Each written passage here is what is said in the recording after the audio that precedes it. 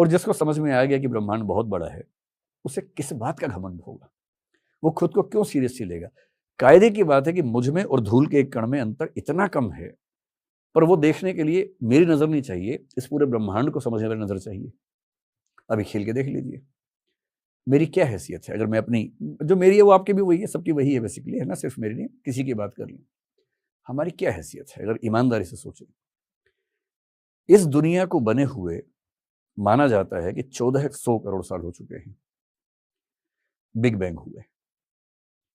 इस पृथ्वी को बने हुए लगभग 450 करोड़ साल हो चुके हैं। मनुष्य का जो जीवन है, उस जीवन की उत्पत्ति को 370 करोड़ साल हो चुके हैं। होमो सेपियंस को बने हुए 3 लाख साल हो चुके हैं। आज की दुनिया में 800 करोड़ होमो सेपियंस घूम रहे हैं दुनिया में, उनमें से एक मैं हूं। 1 ट्रिलियन स्पीशीज हैं इस दुनिया में, केवल पृथ्वी की बात कर रहा हूं मैं। अभी तो क्वांटम फिजिक्स कह रही है कि मेटावर्सेस, ये मेटावर्स तो इनका है, मल्टीपल वर्सेस हो सकते हैं, मल्टीवर्स हो सकते हैं। जिस यूनिवर्स को हम लेके बहुत खुश रहते हैं, ऐसे ऐसे कितने यूनिवर्स हैं पता नहीं। एक यूनिवर्स में कितनी गैलेक्सीज हैं पता नहीं। एक गैलेक्सी में कितने स्टार हैं पता नहीं।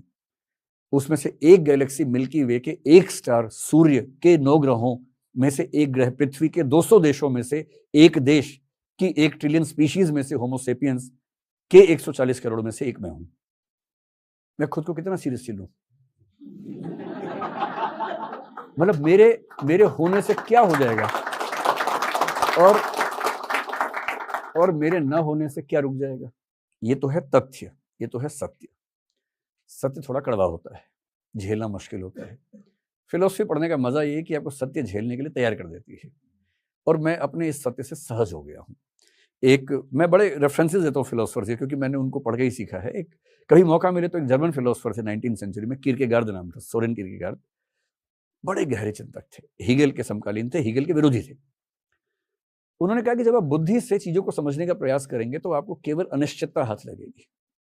जैसे ईश्वर है या नहीं, आप कितना भी तर्क लगा लीजिए, कोई निश्चित उत्तर नहीं मिलने वाला, कितना भी दिमाग लगा लीजिए। ये अनिश्चितताएं आपको बेचैन कर देंगी, विह्वल कर देंगी, और लंबे समय तक बेचैन रहने के बाद आपको अपने अंदर से एक उत्तर मिल जाएगा, और वो उत्तर फैक्चुअली करेक्ट हो या ना हो, वो आपकी अंडरस्टैंडिंग के लिए, सुकून के लिए पर्याप्त उत्तर होगा।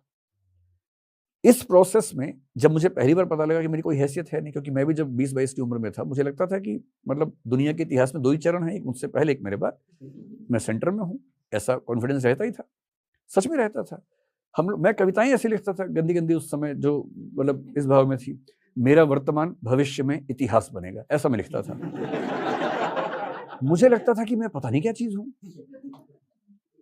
पढ़ने के बाद समझ में आया कि दरअसल मुझ में और मच्छर में खास अंतर नहीं है। ऑल आउट जलने से वो मर जाता है, यूनियन कार्बाइड में फैलाव हो जा रहा है इसका, तो मैं मर जाता हूं। इतना ही मामला है। तो क्या फर्क पड़ता है? इसलिए खुद को बहुत सीरियसली नहीं लेना है। सीरियसली का मतलब ये नहीं सोचना कि मैं बहुत बड़ी तोप हूं, बस ये समझना है कि मैं बहुत छोटा हूं, लेकिन छोटेपन में खुश रहना है। आपको तो क्योंकि कविताओं का शौक है, आपने अच्छे कवियों का नाम बोला, ये कविता आपको सुनाता हूं।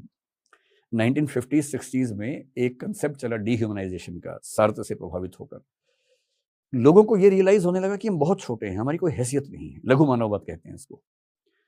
तो उन्होंने कहा कि लघु हो तो भी तो बढ़िया जिंदगी जी सकते हो। उस समय कई लोग बहुत निराशा में लिख रहे थे। एक प्रभाकर मालवीय तो क्या लिख गए, घूंट घूंट साइनाइड पीता हूं। और ऐसे सर्वेश्वर ने कुछ लिखा जिसका भाव है कि मैं कुछ नहीं हूं और खुद को दिलासे देता हूं कि मैं बहुत बड़ी चीज हूं। तो घूंट घूंट साइनाइड पीता हूं, किसी घिसे सोल के, फटे हुए जूते का टूटा हुआ फीता हूं। ऐसी कविताएं लोग लिखते थे उस समय, निराशा से भरी हुई। वाजपेयी ने बड़ी अच्छी बात कही, अरे भाई हम छोटे हैं तो क्या हुआ, उसमें भी तो खुश रह सकते हैं। और तब उन्होंने लिखा, हम छोटे लोग चाहे अनदेखे अनचिन्हे बीत जाएं, कोई तो देखेगा हमारी मुट्ठियों में गुलमोहर के फूल थे, कोई तो चिन्हेगा हमारे होठों पर कविताएं थी। इसी में खुश है।